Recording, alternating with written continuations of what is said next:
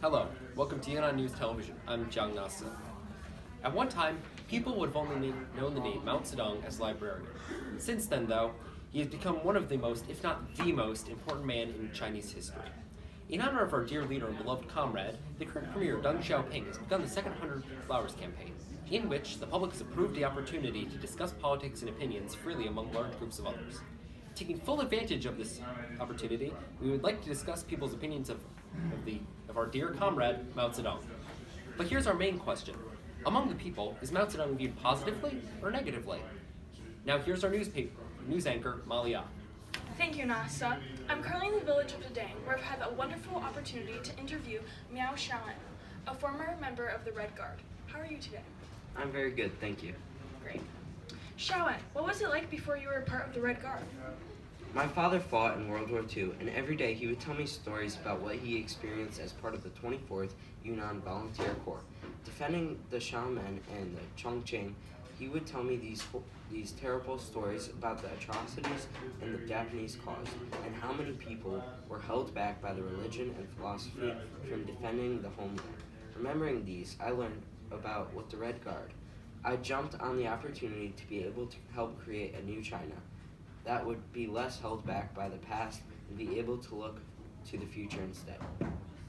That's very inspiring. What did you do in the Red Guard? I was very happy about what I did because I know I was helping people even though they may have thought differently. I helped them by eliminating traces of old thoughts and ideas, replacing them with new Maoist ones.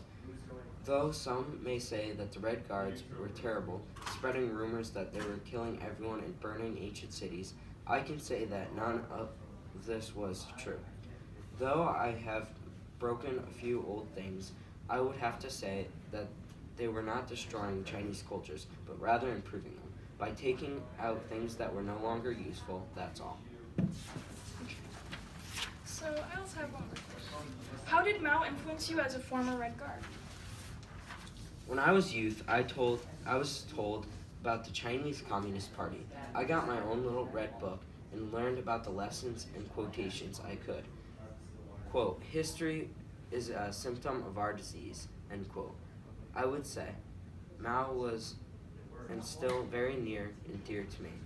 With him, I was able to help save China and bring it into the modern age.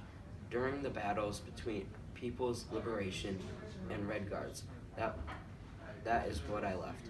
So, could always be on the side of Mao and never against him. Long live our comrade, Mao Zedong. Yes, Mao was a very beneficial leader to the Red Guard. What do you do now as a former Red Guard? Ever since I left the Red Guard, I've been working in the Yunnan People's Publishing House, creating revolutionary materials of Maoism. I wrote this book right here. Though it may be hard work, as Mao says, firstly, I do not fear hardships, and secondly, I do not fear death. In the YPPH, I helped edit materials to eliminate revolutionary morals and add Maoist ones in their place. In my opinion, Mao was great. You know, we even wouldn't be where we are without him. Thank you very much for the insight, Mao Xiaoan. We're glad to have you on our show. I hope that you enjoy the rest of your day. You too. Now we're going to Bijai Town, where a gracious reporter has agreed to interview yet another person who has opinions on these events. Now back to Malia. Malia? Thank you, Nasi. Now on to our next interviewee. I believe her name is Huadin. Why, that's a very beautiful name. Why, thank you. It was my mother's maiden name. Would it be okay if I ask you a few questions? Sure.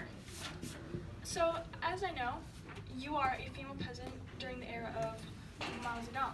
So, I have a question. What was your life as a female peasant before Mao? Before Mao, life was stressful, and every bit of my work was hard work. Every day I had to wake up when the sun rose, and I didn't go to sleep till the sun went down. My job before this was just working with metal in some of the local areas.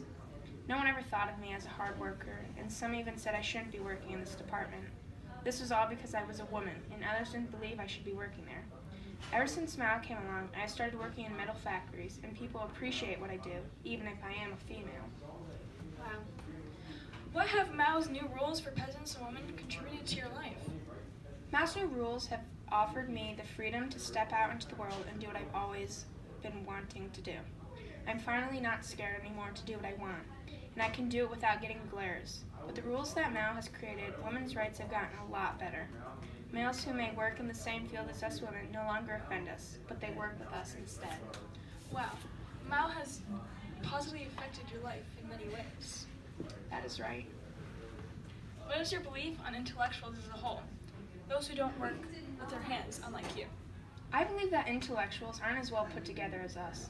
This is because they haven't gone through as much as we have. We've worked every day of the year, no breaks or anything.